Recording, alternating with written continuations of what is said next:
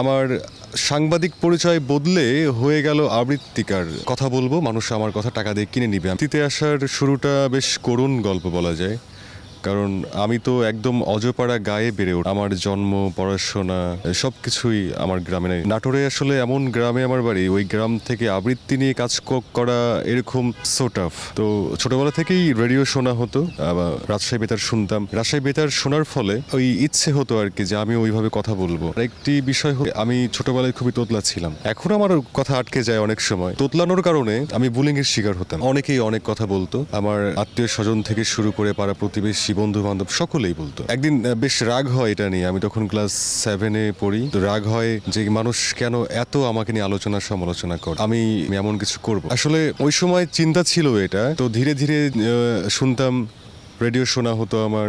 আমি চেষ্টা করতাম, আয়নার সামনে দাঁড়িয়ে চেষ্টা করতাম। এক সময় আমাদের গ্রামের ইনসান ভাই, গ্রাম্য চিকিৎসক, তো উনি বললেন যে তুমি তো বেশ ভালো গান গাও। আমি ছোটোবেলায় একটু গান টানো করতাম আর কি।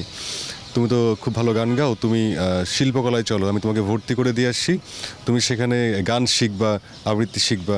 তো আমি চলে যাই এক কথার উপরে। যাবার পরে গান শিখছি। এদিকে আমার মনে পড়ে আমি এসএসসি পরীক্ষা দেবার পরে আবৃত্তিতে আসলে অনলাইনে তখন পর্যন্ত আমি অ্যাক্টিভ না, মঞ্চে আবৃত্তি করা হতো। আমি তখন কলেজে যাই, সাকামে গেলে আমাদের নান্টু আঙ্কেল, পরিতোষ অধিকারী আঙ্কেল, মাহবুব ভাই, নাজমুল ভাই, এছাড়া আরও অনেকেই আছেন, দেবাশিস আঙ্কেল, সকলেই আমাকে বেশ আদর স্নেহ করতেন এবং তারা আমাকে বলতেন যে তুমি বেশ ভালো আবৃত্তি করো, শুধু আবৃত্তি করলে হবে না, তোমার নাটকও করতে হবে, মঞ্চে কাজ করতে হবে।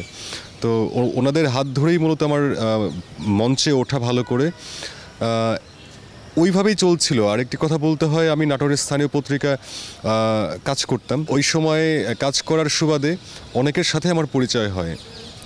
একদিন হঠাৎই একটা কবিতা আমার হাতে আসে, নোনাধরা অ্যাপিটাফ নামে। সেই কবিতাটা পড়ে আমার কাছে বেশ ভালো লাগে। আমি ফেসবুকে সার্চ দিলাম, এই কবিকে, অনুমতি নিয়ে আমি আবৃত্তি করব।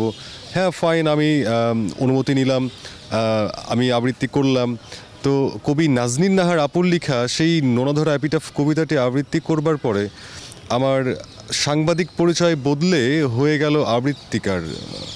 হ্যাঁ, তো 2020 সালে সেপ্টেম্বর মাসে, আগস্টে এটা ঘটে যায়। সেপ্টেম্বর মাস থেকেই বলা যায় যে যখন সবাই আমাকে চাচ্ছে আপনি আবৃত্তি করুন, তো আবৃত্তি শুরু করলাম বেশ শক্তভাবে। কিন্তু ছোটোবেলা থেকেই করা হতো, সব কিছু করা হতো, কিন্তু ওইভাবে করা হতো না। আসলে মঞ্চে আবৃত্তি করতাম, কিন্তু পেশাগতভাবে নিব, তো এই স্বপ্নটা, এই আশাটা আমাকে দেখিয়েছিলেনই নাজনীন নাহার আপু, যে তুই তো বেশ ভালো আবৃত্তি করিস, তো তোর কণ্ঠ ভালো, তুই এটা কর।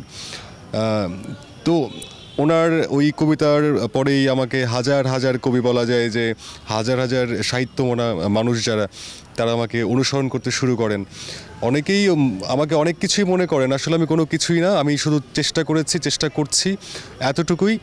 আর আমার আবৃত্তির যে যাত্রা, আমি তো আজকে প্রায় 5 বছর 5 মাসের বেশি সময় হবে আবৃত্তি নিয়েই আমি আছি। আবৃত্তি আমার পেশা, নেশা, ভালো লাগা, ভালোবাসা, মানে সব কিছু বলা যায় আবৃত্তি কেন্দ্রিক।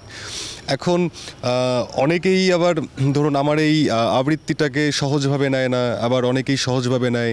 অনেকেই বলে যে মুসা আকন্দ বেশ ভালো করছে, ও আরও ভালো করবে। আসলে আমাদের মানে শিল্পী যারা শিল্প সাহিত্য নিয়ে কাজ করে, তাদের কাছে আসলে অনুপ্রেরণাটা সবচাইতে গুরুত্বপূর্ণ অধ্যায়। অনুপ্রেরণা ছাড়া কখনোই একজন শিল্পী হয়ে ওঠা যাবে না, এবং তার নিজের ইচ্ছা শক্তি থাকতে হবে।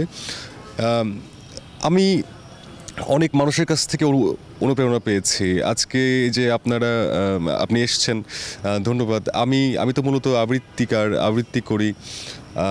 তো আজকে এখানে আসছি ম্যাঙ্গো টিভির ওভিসির কাজ করতে।